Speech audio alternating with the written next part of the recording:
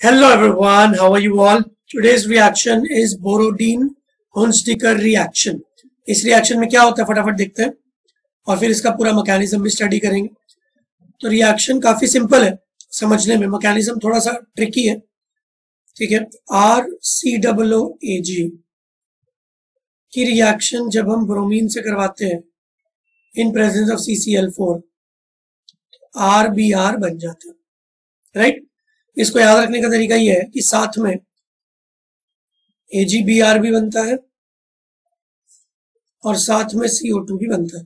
तो basically you can imagine it like this, यहाँ पे दो ब्रोमीन है, एक ब्रोमीन चला गया सिल्वर के साथ तो AgBr बन गया, फिर यहां से एक CO2 निकल गया ये, और फिर जो दूसरा ब्रोमीन बचा वो R के साथ आ गया, राइट। तो ये रिएक्शन इवेंचुअली याद रखना बड़ा आसान है कि आपको एट द एंड हैलाइड मिलेगा। तो ये रिएक्शन एक्चुअली हैलाइड्स बनाने के काम आती है बट ये समझना कि कैसे हुआ, मैकेनिज्म एंड ऑल, पहले किसने किस पे अटैक किया, दिस इज वेरी इंपॉर्टेंट। तो प्रोडक्ट याद रखना भी इंपॉर्टेंट है डेफिनेटली, और मैकेनिज्म भी इंपॉर्टेंट है। अगर जेईई मेंस और नीट के बच्चे हैं तो उनके लिए मैकेनिज्म उतना भी इंपॉर्टेंट नहीं, राइट। इजी वाले क्वेश्चन आपसे हो जाएंगे, बट जो थोड़े अच्छे लेवल के क्वेश्चन होंगे उसके लिए मैकेनिज्म चाहिए होगा। So let's get to the mechanism.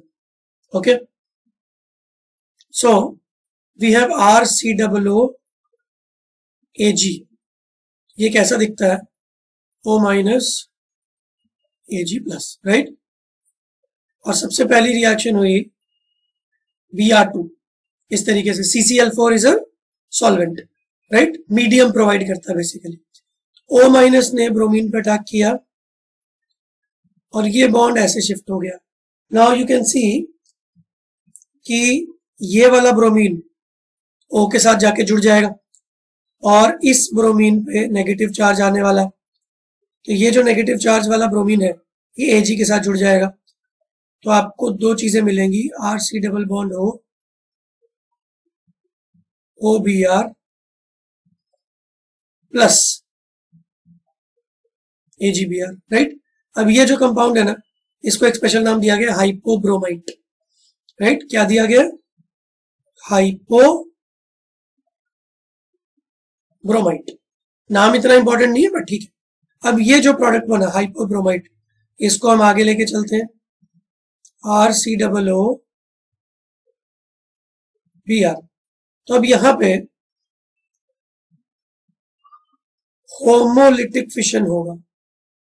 Homolytic fission का मतलब क्या होता है कि ये जो O और Br के बीच का बॉन्ड है ना, ये बीच में से टूटेगा। तो जो ऑक्सीजन का इलेक्ट्रॉन है वो ऑक्सीजन के पास, जो ब्रोमीन का इलेक्ट्रॉन है वो ब्रोमीन के पास, राइट। तो आपको क्या मिल जाएगा, RC double bond O free radical plus Br free radical तो जब भी होमोलिटिक फिशन होता है तो फ्री रेडिकल्स बनते हैं, राइट। अब एक और होमोलिटिक फिशन होगा R और कार्बन के बीच में, R का फ्री रेडिकल R के पास, कार्बन का फ्री रेडिकल कार्बन के पास, राइट। तो इससे क्या हुआ, एक तो R फ्री रेडिकल बन गया, ये जो कार्बन फ्री रेडिकल बना इसका क्या होगा ध्यान से देखते हैं। देखो ऑक्सीजन के ऊपर तो पहले से एक फ्री रेडिकल था, कार्बन के ऊपर भी एक फ्री रेडिकल आ गया, तो डोंट यू थिंक कि ये लोग आपस में जुड़ जाएंगे और एक डबल बॉन्ड बना लेंगे। So this is CO2। तो कार्बन का फ्री रेडिकल ऑक्सीजन का फ्री रेडिकल आपस में जुड़ गए, CO2 बना लिया। अब बचा R का फ्री रेडिकल और इधर अपने को बचा Br का फ्री रेडिकल। तो अगर ये दोनों आपस में जुड़ जाए, R का फ्री रेडिकल Br के फ्री रेडिकल से जुड़ जाए, RBr बन जाएगा, राइट।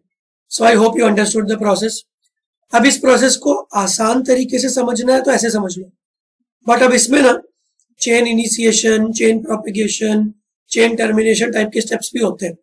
तो अब मैं थोड़ा और टेक्निकली करेक्ट तरीके से आपको मैकेनिज्म बताता हूँ, राइट। तो ये वाला मैकेनिज्म आपको समझ में आ गया आई होप।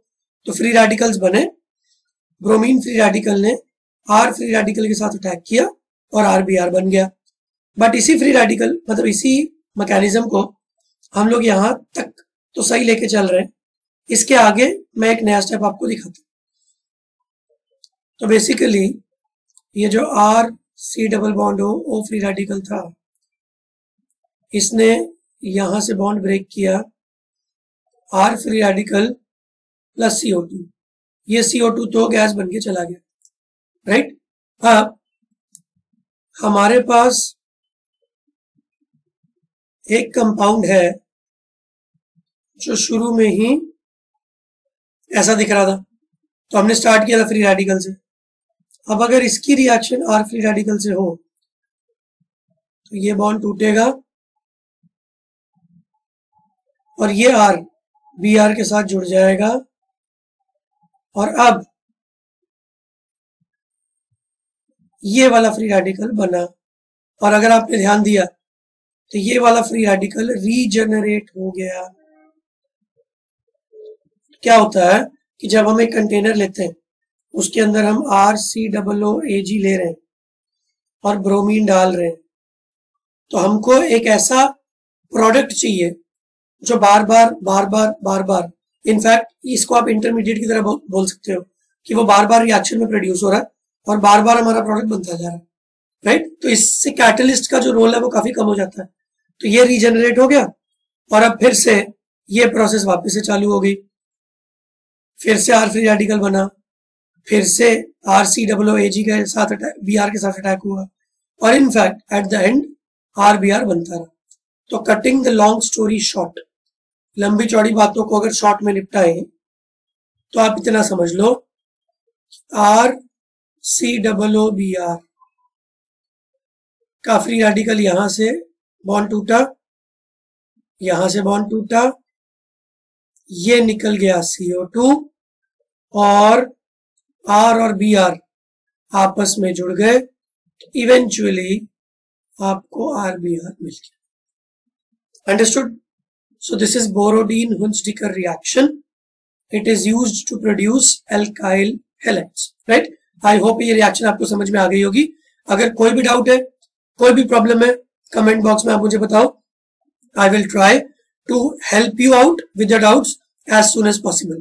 और अगर आपको अच्छा लग रहा है तो प्लीज लाइक, सब्सक्राइब, शेयर जरूर करो, so that और बच्चों तक ये वीडियोस पहुंचे और उनका केमिस्ट्री का डर भी खत्म हो सके, राइट। थैंक यू, आज के लिए इतना ही, बाय बाय।